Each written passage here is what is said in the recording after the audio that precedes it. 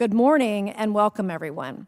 Without objection, the chair may declare recess at any time, and I recognize myself for the purpose of making an opening statement right now. Good morning and welcome to today's historic hearing, which I'm co-chairing with Mr. Grothman, whose subcommittee held an important hearing on this topic last year. I want to thank my colleagues on the Oversight Committee, including Mr. Burchett, Mr. Burleson, Ms. Luna, Mr. Moskowitz, Mr. Garcia, for their relentless drive to get answers on UAPs. They've been steadfast in demanding transparency on the sightings reported by military pilots and armed forces. Their commitment to digging for the truth is exactly what this country needs to cut through the secrecy surrounding this issue. And many high-ranking individuals in the military and intelligence communities believe UAPs demand greater attention, and thus the purpose for this hearing today. Former National Security Advisor H.R. McMaster said on Bill Maher's program that, quote, "there are phenomena that have been witnessed by multiple people that are just inexplicable by the science available to us."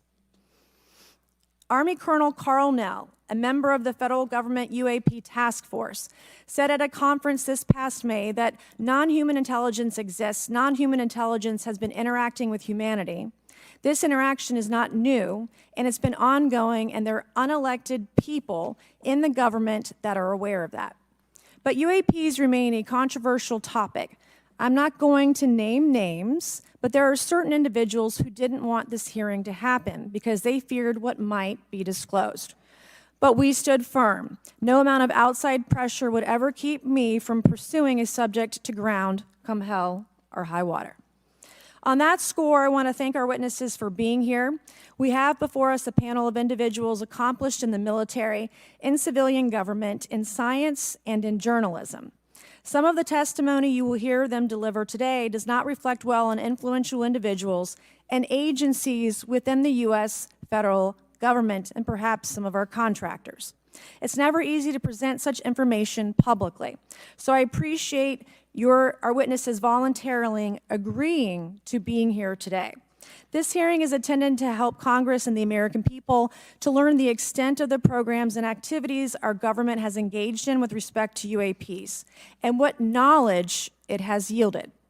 This includes, of course, any knowledge of extraterrestrial life or technology of non-human origin.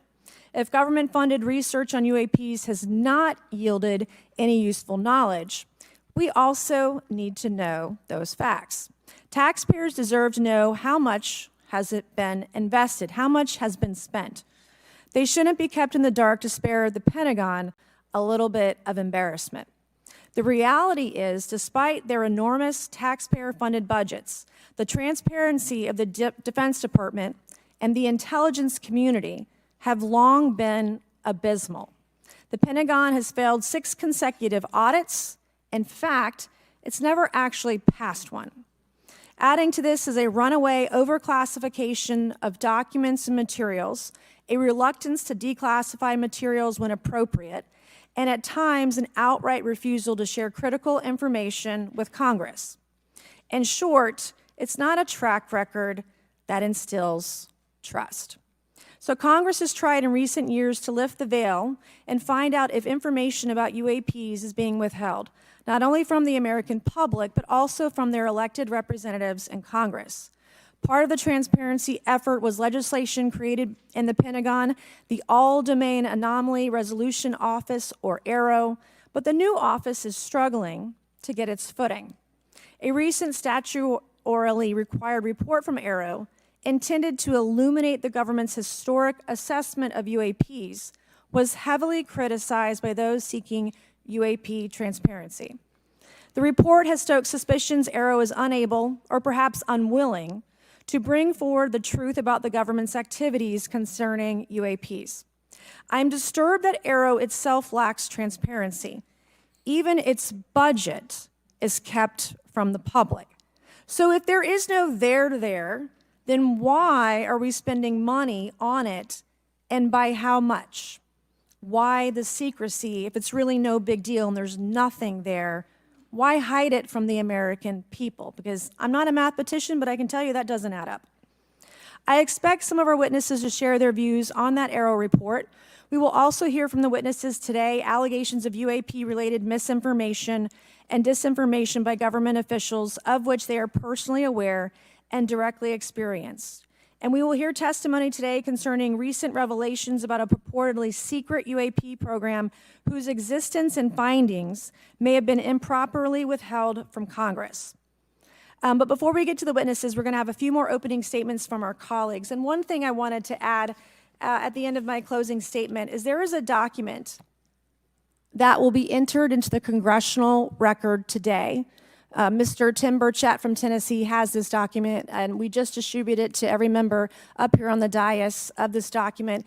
But this is going to be the original document from the Pentagon about Immaculate Constellation that Michael Schellenberger delivered to Congress today. So thank you, Mr. Schellenberger, for this information. We are all reading it in real time now, and Mr. Burchett will enter it into the record. But 12 pages about this unacknowledged special access program that your government says does not exist.